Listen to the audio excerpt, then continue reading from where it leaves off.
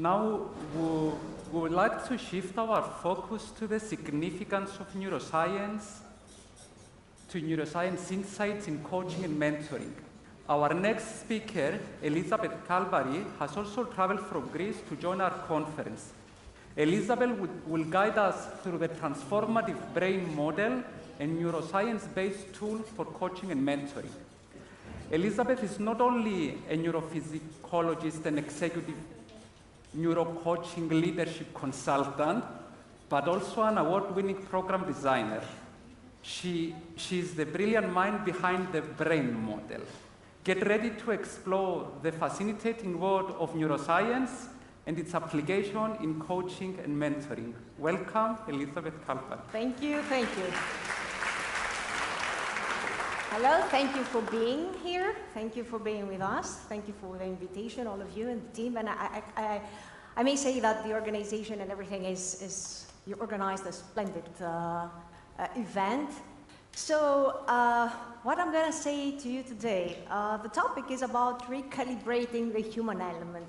I'm a neuropsychologist, a corporate neuropsychologist, meaning that I constantly observe and scan brains in everyday life. So your brain is exactly as my brain. So sorry about that, but when we look all the same, we have exactly the same brain, and we think exactly with the same way our body and brain has been structured. So the World Economic Forum, there was a survey for top skills concerning 2023. I don't know about 2024, but we will see, but 2023, top skills for everyone performing in an organization or in everyday life is, amongst others, but the most important of them is flexibility, agility, empathy, resilience, active listening, focus to attention, and focus to detail. I won't say the rest, but these are the most important and paramount for human performance and for happiness, because that's the most important after all. That's what we are trying to find in our life. So thanks God, that proved the things that I'm trying and do every day in my life, that I believe that we need to be flexible in everyday life. We need to be agile and all the rest I've mentioned, but not in a theoretical let's say, idea, or not in theory, but in practice. So that's what we are doing. And let me go here and show you some things. I won't show you brains, because I did once and they freaked out, the audience freaked out. So I haven't brought with me a live brain, but I will help you visualize how a brain looks like. So what coaching is and mentoring is actually what we are trying to do with human growth and change. And I've listened to speakers before me, and they mentioned things about change, they mentioned things about growth, and this is the most important thing that we all think about, change and growth. That's what we are trying to find every day in our life. So when we talk about change, it's like talking about being elite athletes every day in our life. Elite athletes, that's how I started. To give you a story about my life. I started checking, observing the brain of athletes, of Olympic athletes. And why? Because it was important for me to see how they were synchronized emotionally, perceptually, and physiologically in order to give their best shot while being at the Olympic Games. Because that was a moment, just a moment. A practice, and coaching actually started, like the term coach, for athletes. So the focus was that I was trying to see what was the moment, the amazing moment that they will give the best shot, their peak performance while being at the Olympic Games. What we have seen is that when you are anxious, when you track, and when you try to reach your goal, the only bad thing you're doing is not success, it's anxiety. And when you're anxious, because you're trying to reach your goal, what you're doing is that you block your brain, and actually you block this part of the brain, the prefrontal cortex, which is considered to be the CEO of your brain. So this is the part, that's why Greek philosophers always think and have this kind of picture in the, because that has to do with thinking process. You think, you decide, all these amazing skills that we are doing in our everyday life, at work, at home, with our partners, with our friends, with our kids, has to do with this part of the brain that has to do with decision making. So decision making means that you need to be relaxed in order to decide. When you negotiate at work, you need to be relaxed. When you are trying to reach your peak performance, you need to relax first in order to have this ability of your brain to decide and give that amazing things that have to do with creativity and all the beautiful things that we all know. So we are all athletes. We are running all day here in this life, trying to reach the best of us. But in order to reach the best of you, even if you're a coach, if you're a person working with other people, if you're a parent, if you're a friend, what you need to do first is to think, that emotions are contagious.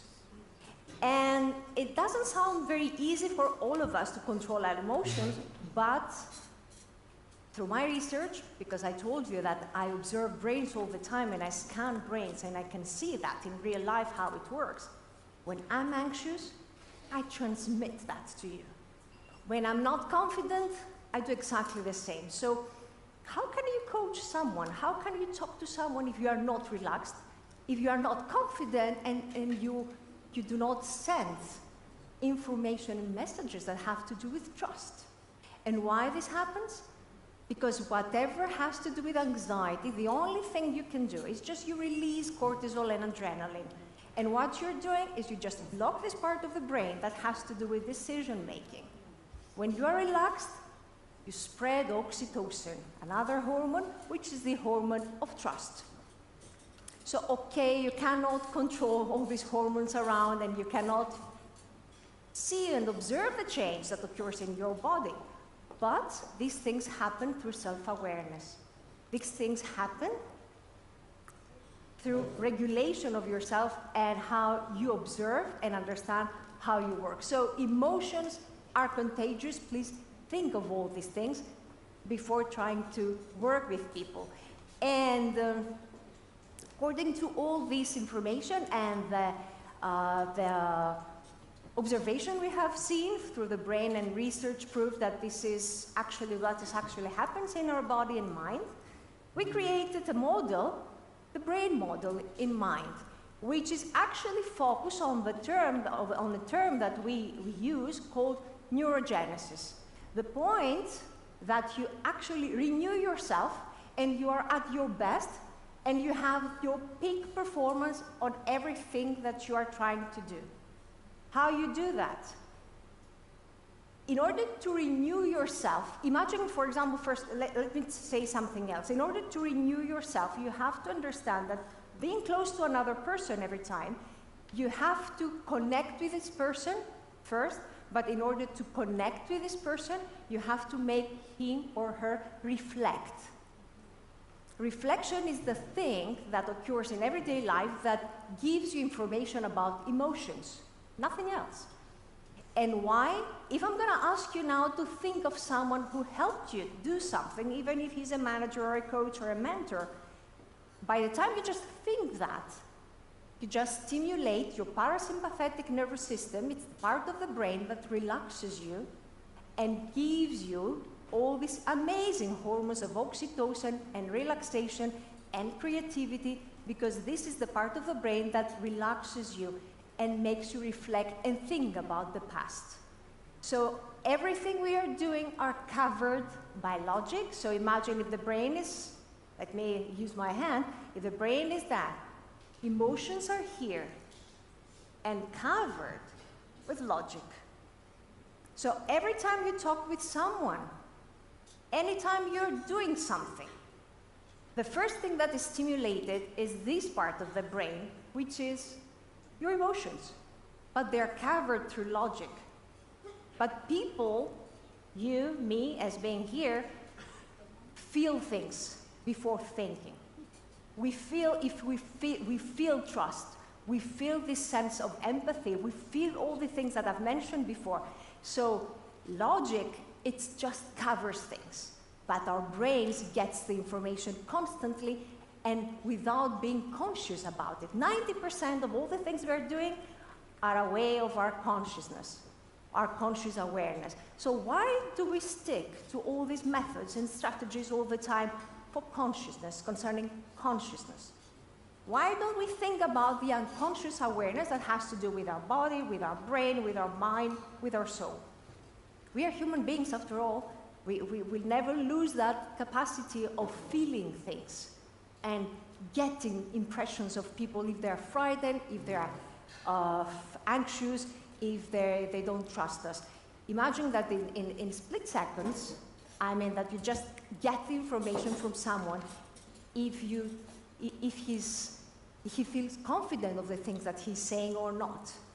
Just in seconds. It's a miracle that happens at that time, and you cannot control that. How you do that? By being self-aware, knowing your strengths and weaknesses, and then be able to talk with someone else. First, being self-aware, regulate your emotions, feel confident, and then go and talk to someone else, because then you destroy everything if the other one gets the information, gets the feeling that you're not feeling very confident. So I'm going to give you just an idea of the brain model. The brain model is actually check all these things that the World Economic Forum gave us, that you need to be balanced. It's the acronym BRAIN, actually, of the words balance, resilient, authentic, influential, and nurturing. You need to have all of them, I'm sorry about that, in order to talk with others and in order to coach people or mentor people. You need to be balanced, because if you're not balanced, means that your adrenaline levels are really, really high, and that destroys what we say to people, what we believe, that trust is not there. If you are not balanced, if you do not have this emotional regulation, as we say, body information, body awareness, and feel safe with yourself, then you can talk to others. Being resilient, fight or flight response, you all know that. I believe that you have an idea what's going on to our brain. Fight is arousal of a system that makes us fight and be active. Flight is the system that relaxes us. So in order to be resilient, it's not only to be able to do something and then come back again to reality after a crisis or a problem or a trauma, as we said, or a trouble that occurs in our everyday life. It's the fact that you can regulate your emotions. And I can give you examples of my everyday life that people, and actually through the pandemic, one of the things that they couldn't do is to be resilient. That's why we have all these problems, and burnout syndrome, and fatigue, and tiredness. So in order to be resilient, you need to focus on yourself again. Authenticity.